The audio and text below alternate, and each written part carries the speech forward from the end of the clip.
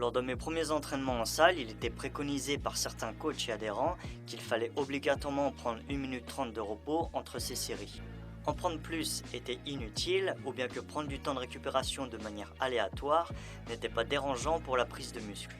Pendant longtemps, j'ai respecté ces 1 minute 30 qui étaient conseillés par des personnes qui avaient un physique plus développé que le mien, et au bout de quelques mois de muscu, je n'arrivais plus à progresser sur mes exercices en restant bloqué avec des faibles charges pendant longtemps. Manquant de méthodologie à ce moment-là, je suis donc parti à la recherche du meilleur temps de repos. Est-ce qu'il doit être long ou court? Faut-il prendre en compte certains éléments pour le définir? Si tu ne souhaites pas perdre du temps comme moi et que tu es prêt à sortir des sentiers battus, ce qui va suivre va grandement t'aider. Pour définir un temps de repos, il faut d'abord comprendre comment fonctionne la prise de muscle. En musculation, cela se nomme les facteurs de l'hypertrophie musculaire et il y en a 3. La tension mécanique qui est représentée par la charge de travail utilisée, le stress métabolique qui se traduit par le temps sous tension, c'est-à-dire le nombre de répétitions effectuées sur un exercice. Puis par la progression que j'ai définie par le fait de faire mieux d'une séance à une autre en améliorant les 2 facteurs précédents sans que l'un soit favorisé par rapport à l'autre. Durant chaque entraînement, tu dois veiller à ce que ces 3 facteurs que l'on vient de voir soient équilibrés. En se basant sur ces éléments, on va savoir si tu es en train de progresser ou s'il faut faire quelques adaptations dans ton programme. Avant cela, il faut savoir qu'en musculation, lorsque tu fais une série, tu réalises un effort en utilisant de l'énergie, comme la pile d'un appareil. Cette pile est appelée de l'ATP dans le corps humain, et pour la produire, l'organisme utilise des substrats énergétiques, qui sont des substances utilisées par l'organisme pour fabriquer de l'énergie.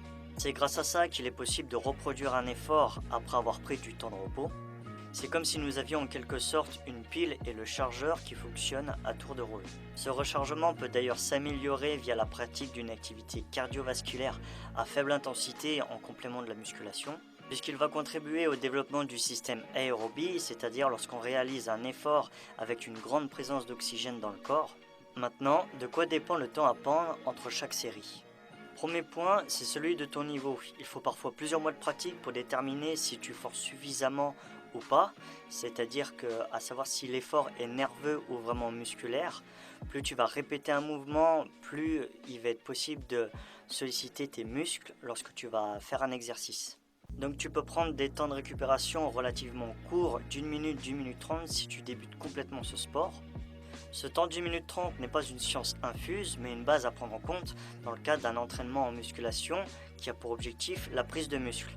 Des temps de repos inférieurs à 1 minute ne sont pas à choisir pour cet objectif, puisqu'ils demandent plus de récupération et je vais t'expliquer plus loin dans cette vidéo dans quel cas il est possible de faire évoluer ce temps de repos. Le deuxième, c'est lorsque les 3 facteurs de la prise de muscle sont déséquilibrés. À ce moment-là, il est possible de les faire évoluer, donc en les allongeant au-delà de 2 minutes, vraiment si besoin. Je te prends l'exemple des tractions, un mouvement où j'ai rapidement réussi à faire quelques répétitions au poids du corps, mais pour progresser davantage, il me fallait prendre un temps de repos qui était supérieur à 2 minutes, puisque ma progression n'était plus possible en gardant le même temps, et c'est comme ça que j'ai réussi à arriver à être capable de faire 14 répétitions. D'ailleurs, je t'invite à voir ma vidéo d'entraînement, qui est une vidéo courte, où j'ai filmé cette performance. Le troisième point, c'est l'intensité de la série. Plus tu vas forcer dessus, plus il te faudra un temps de récupération adapté afin de valider ton objectif de la séance, à condition d'avoir choisi une charge proportionnelle par rapport à ton niveau et ne pas faire trop d'efforts au risque d'atteindre l'échec. Il n'y a pas d'intérêt de faire sa série sans atteindre son objectif, puisque faire moins de répétitions que la série précédente, parce qu'on a pris un temps de repos qui n'était pas adapté, sera contre-productif. Il m'arrive parfois d'augmenter le temps de repos lorsque justement j'arrive en fin de cycle de progression et que les séries deviennent de plus en plus dures, afin d'atteindre l'objectif de la séance. Je mets toujours quelques annotations pour savoir si sur tel exercice la série a été facile, moyen, avec beaucoup de marge ou vraiment très dur. Ça me permet de savoir à la séance suivante si l'ajout de répétition ou de poids sera jouable ou non. Le quatrième point, c'est notre condition physique. Avant que j'aborde le chapitre de quoi dépend le temps à prendre entre chaque série de cette vidéo, j'expliquais que pratiquer le cardio en complément de la musculation nous aidait à mieux récupérer après un effort. Cela signifie que je peux améliorer ma capacité à récupérer entre 2 séries de muscu et donc peut-être utiliser des temps de récupération plus faibles si ma condition physique est bien développée et si les 3 facteurs de l'hypertrophie sont bien équilibrés. À présent, est-ce que le facteur motivationnel, c'est-à-dire notre envie de faire la séance, doit avoir un impact sur notre temps de repos? Dans une précédente vidéo, j'abordais le sujet des cycles de progression en musculation où j'expliquais que tous les exercices n'étaient pas à effectuer avec la même fourchette de répétition. Certains se prêtent mieux aux séries courtes alors que d'autres se prêtent mieux aux séries longues. Si vous avez déjà vu cette vidéo, vous avez sans doute compris qu'une séance de muscu doit suivre un plan. Elles doivent s'imbriquer les unes dans les autres en faisant varier la charge ou les répétitions. Avec ces éléments, tu comprends bien que le facteur motivationnel doit avoir peu d'importance en dehors d'une fatigue ou d'un manque de sommeil.